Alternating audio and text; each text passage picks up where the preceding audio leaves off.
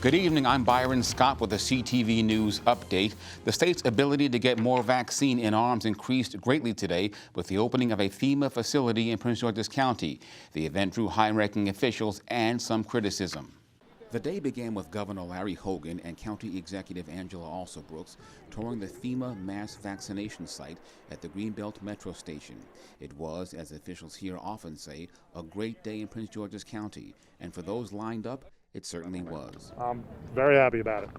I mean, it's been a rough year, obviously, and this is going to get things back to normal. Some 2,000 shots will be given out today, 3,000 starting tomorrow. We're just going to continue to finish working on this job until it's done, until every single person in Maryland that wants a vaccine is able to get one. And while the news conference was held in part to allow officials to tout the job they've done during the pandemic, I want to let you know, Mr. Governor, very respectfully, it was Greenbelt Mayor Colin Byrd who stole the show. With Hogan and Alsobrooks present, Byrd publicly criticized the two. That you have reopened the state, in my mind, far too quickly. And I ask that you reinstate more reasonable restrictions as soon as possible. And I fear that as a result of that, and as a result of the reopening decisions that have been made, more Marylanders will get sick, and more Marylanders will die. I'll wrap it up in a second, Mr. Governor. You're in my city, good sir. Yeah. I support the other Greenbelt residents and teachers within this county who are advocating for this county, the schools in particular, to take another look at its timeline and to only reopen when it's safe. Hogan and Alsobrooks responded. I can tell you the mayor has had nothing to do with our vaccine effort or this site and didn't have any idea what he was talking about. And I've said it before, I'll say it again. It does not take talent to spot a problem. I wanted to say that. It does not take very much talent to spot what's wrong. It takes much more talent and commitment to fix it. And then, with feathers still ruffled, it was back to the main order of business. And this, you getting your first dose today? First dose today. How do you feel about all that? Good. I feel good about it. Yeah, line moving quick.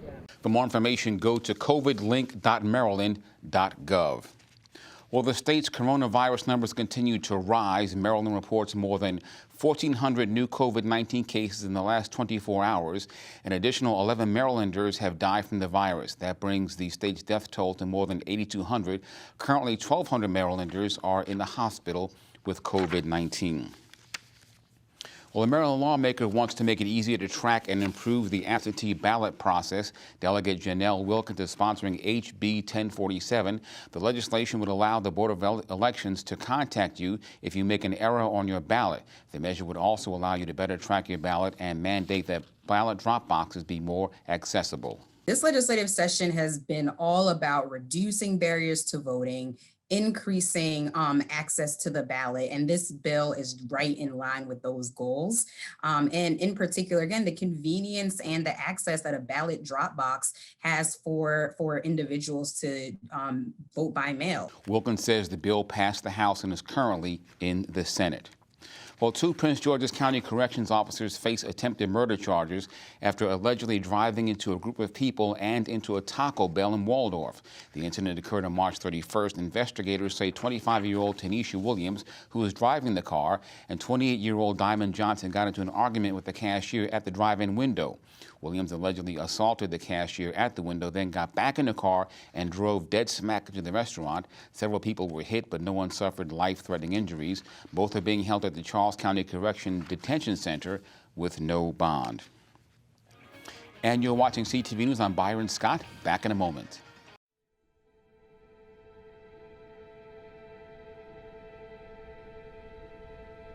I am what child hunger looks like in America. I am a 9-year-old boy who hopes a friend invites me to a sleepover so I can have dinner. I am a 15-year-old girl who goes for walks during lunch so my friends won't know I don't have anything to eat. I am a 13-year-old boy who gets into fights at school just because I'm hungry. I was created by artificial intelligence from faces of the 1 in 7 American children who struggle with hunger. Kids you pass by every day, but never knew they were hungry.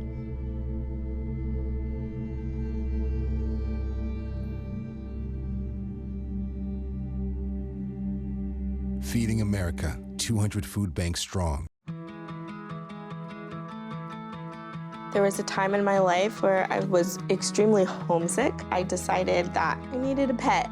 When I first saw a turtle, my heart was full. He jumped up and kissed me and jumped right into my arms. I immediately went up to the volunteers at the shelter and said, I want him.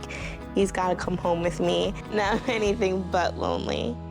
Every day with Turtle is a perfect day and keeps me company when I'm doing schoolwork. I like it when he jumps up on the table too. He is a veggie thief. He's an incredible companion and my best friend. Can't say that I've met anybody that doesn't love him too. When I adopted Turtle, I discovered all the things that make him unique.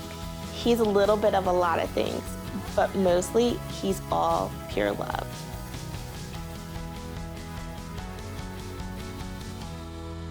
The man known as the Beltway bank bandit has been sentenced to 21 years in prison for a series of armed robberies. One of those incidents took place here in Prince George's County. According to the Justice Department, 35-year-old Freddie McRae committed a series of bank robberies from 2018 through 2019. He also robbed a clothing store in Alexandria. Officials say the majority of the bank robberies took place in Virginia. However, in his guilty plea, he admitted to robbing a bank in Bowie back in 2019.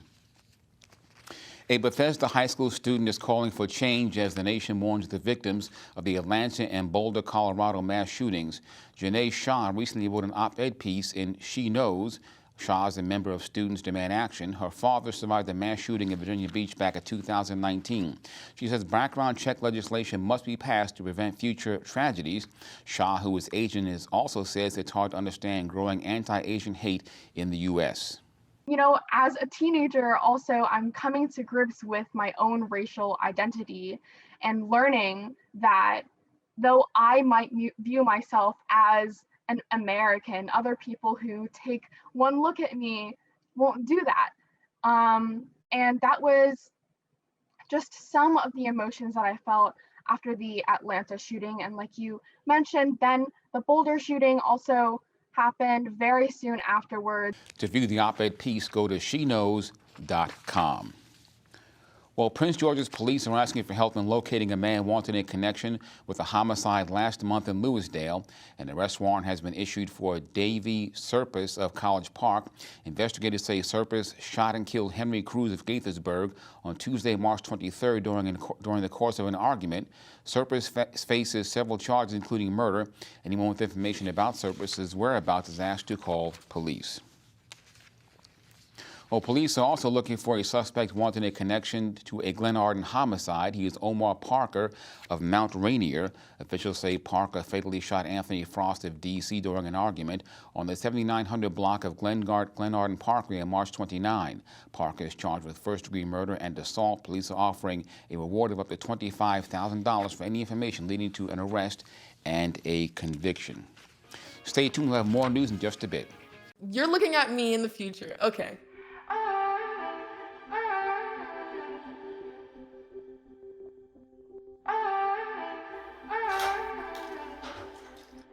Hi, Isaac. Hi. Wait a second. Do you know who I am? Julia. This is Jaina. Into the future. I just wanted to talk to you about what happened with those two girls. Oh, yeah? Do you remember it was this girl that I was getting bullied by that one day at PE when they were yelling at me, and then you just linked arms with me? I don't think you know how much that helped me, because I finally knew that I had somebody. Because of you, Isaac, and what you did for me years ago, I grew up to be more independent and love myself and just be a little bit more confident. Aw, I'm a little tearing up right now. Just to see her in the future just blossom and look beautiful, and that was really amazing. I moved to Florida with literally pennies in my pocket and a prayer. I needed a new start.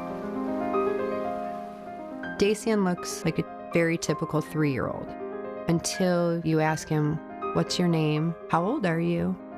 My son has a lot of behaviors that would show as being autistic.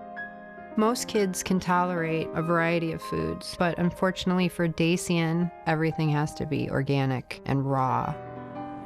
I wasn't ashamed to go to the food pantries. It's expensive to eat healthy, and nutrition is very important to Dacian's health. The healthy, organic food that we receive dramatically helped his social skills.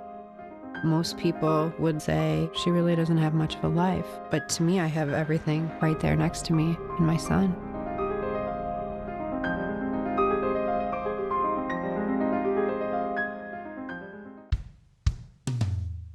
Hey world, I have a quick message. It's about safe driving. All right, let's go. Anytime you're driving, have the seatbelt buckled tight. Both hands on the wheel and your phone out of sight. When not in your hand trying to text somebody back. Because if you do, your car might get smacked. The moral of the story, just put your phone down. The people on the road will stay safe and sound. Put your phone down, put your phone down. People on the road will stay safe and sound. Yeah.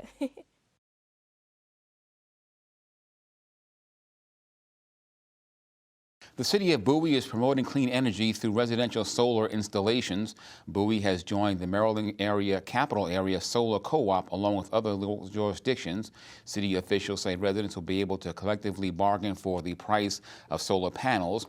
The nonprofit Solar United Neighbors is hosting a virtual informational session for residents on Thursday, April 22nd. So joining the co-op, members will receive a free review of your roof to see if solar panels will even work for you. And they will, of course, be honest if your home's not positioned well for it, or if your home is positioned really well for it and you kind of have a little bit of an advantage. You'll get one-on-one support with all of your questions about going solar, you know, how it works, battery life, tech life, everything like that. And you get your individualized proposal for your home. So how many panels would fit on your home at the bulk rate that you have bargained for as a group. To take part in that webinar, visit coops.solarunitedneighbors.org. Well, the Gaylord National Resort and Convention Center is set to reopen its doors with a new look. The Grand Hotel was closed for more than a year due to the pandemic. The hotel's owner used that time to renovate guest rooms and suites. Officials are working closely with local health authorities to make sure protocols and medical guidelines are up to date. Doors officially opened on July 1st. And gambling reaches a record high in Maryland. The state's 6 casinos generating more than $160 million in gaming revenue in March, setting a record with a 3.6% increase from March 2019. The state collected $71 million in revenue in February. Maryland's 50% capacity restriction for casinos was lifted last month. All casinos must still continue to comply with social distancing rules. Well, in sports news, the Washington Nationals got on the field for the first time this season yesterday. Their home opener was postponed for 5 days because of COVID protocols. Taking on the Atlanta Braves, the season opener ended in a thrilling fashion. Juan Soto knocked in the winning run in the bottom of the 9th. He rips it! It's up the middle! Victor Robles comes around third, and the Nationals walk off the Braves on opening day. And the Nats are on the field again today for a doubleheader against the Braves. Our weather forecast now, a quick look. Tonight, partly cloudy with a low around 51. Thursday, mostly sunny with a high near 68 and a low around 51. Friday, cloudy with a chance of showers. Daytime temps reaching a high near 63 and low of around 53. Saturday, mostly cloudy with a high near 70, a low of 57 degrees. And now for the community calendar, the Prince George's County Memorial Library System has launched a Vaccine Hunter hotline for Spanish-speaking residents. The portal will assist the public by directly booking vaccination appointments based on age and availability. To find out about providers in the county, call 240-392-3622. And that's our news for tonight. We'll see you again tomorrow at 4:30. I'm Byron Scott.